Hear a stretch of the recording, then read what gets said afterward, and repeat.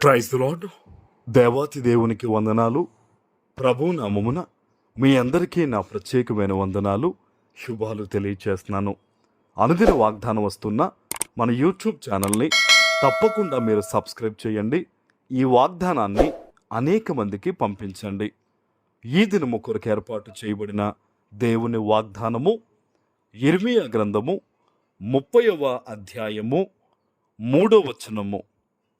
రాబోవు దినములలో నేను ఇశ్రాయేలు వారును యోధా వారునగు నా ప్రజలను చెరలో నుంచి విడిపించి వారి పితరులకు నేనిచ్చిన దేశమును వారు స్వాధీనపరుచుకున్నట్లు వారిని తిరిగి రప్పించెదనని యెహోవా సెలవిచ్చుచున్నాడు. దేవుని నామానికి మహిమ కలుగునుగాక. ఈ ఉదయకాల సమయంలో ఎక్కడ నుండి ఏ పరిస్థితుల మధ్యన నువ్వు దేవుని వాగ్దానం వైపు ఆశ కలిగి చూస్తున్నావో, నీ ఆశను బట్టి, నీ ఎదురుచూపును బట్టి, నీ కన్నీటిని బట్టి, నీ ప్రార్థనను బట్టి దేవుడు నీకు వాగ్దానం ఇస్తూ ఉన్నాడు. నువ్వెంతో భయముతో బ్రతుకుతున్నావు. తండ్రి, ఇదిగో నాయన, నా మీద భారములు ముంచుకొస్తున్నాయి. ఇదిగో రానున్న దినాల్లో నాకు ఈ విపత్తు కలగబోతుంది.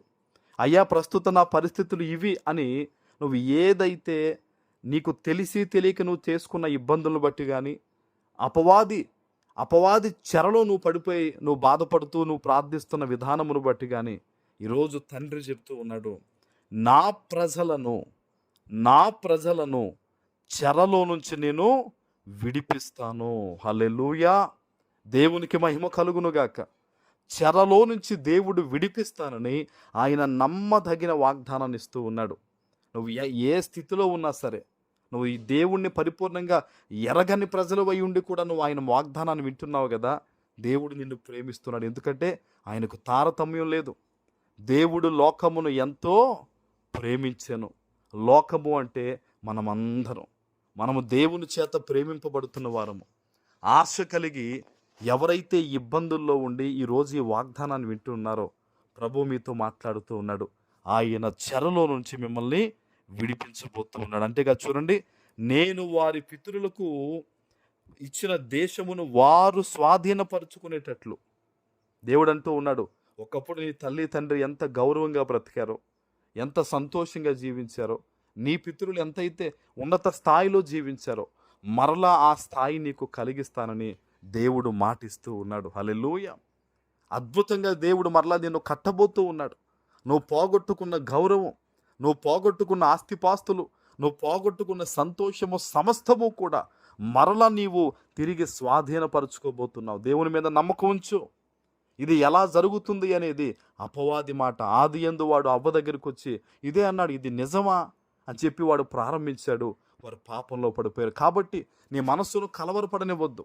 నువ్వు దేవుని శక్తిగల వాగ్దానాన్ని నమ్మంతే, నువ్వు దేవుని వైపు చూడంతే. ఆనాడు పేతురు గారు సముద్రం మీద నడుస్తూ ఉన్నప్పుడు యేసయ్యను చూచినప్పుడు ఆయన మునిగిపోలేదు. ఆయన బుర్ర పక్కకి తిప్పి ఆ సౌండ్లు వస్తున్నాయని ఆ నీటి వైపు, ప్రవాహం వైపు చూచినప్పుడు ఆయన మునిగిపోసాగాడు. ఈరోజు ఈ వాగ్దానాన్ని వింటున్న నీవు నమ్మకంతో దేవుని శక్తి మీద ఆధారపడి నువ్వు ముందుకు అడుగువై నువ్వు గొప్పగా తిరిగి అన్ని స్వాధీనపరుచుకుంటావు. ఆమేన్. ప్రభు చెప్తున్నాడు, వారిని తిరిగి నేను రప్పిస్తానంటున్నాడు. ఈరోజు నువ్వు అనుకుంటున్నావు, నేను నా కుటుంబానికి దూరం అయిపోయాను, ఇబ్బందుల్లో పడిపోయాను, అప్పుల్లో పడిపోయాను, చాలా మునిగిపోయాను అనుకుంటున్నావు కదా. ఆ పరిస్థితిని అన్నిటి నుంచి కూడా దేవుడు నిన్ను పైకి లేవనెత్తి తిరిగి రప్పించబోతున్నాడు ఆయన. హల్లెలూయా. నీ తండ్రి నీ ప్రార్థన వినే దేవుడు. అందుకనే ఇంత గొప్ప వాగ్దానాన్ని నీకు ఇస్తూ ఉన్నాడు. ఈ వాగ్దానం ఈరోజు నీ పట్ల నెరవేరునుగాక. ఆమేన్. ప్రార్థన చేసుకుందాం. పరిశుద్ధుడు అయిన మా తండ్రి, ప్రేమ కలిగిన ప్రభువా, మీకు స్తోత్రాలు. ఈ ఉదయకాల సమయంలో మీరు ఇచ్చిన ఈ వాగ్దానము ప్రతి బిడ్డ జీవితంలో నెరవేర్చి స్థిరపరచమని యేసు నామమును ప్రార్థిస్తున్నాను తండ్రి. ఆమేన్.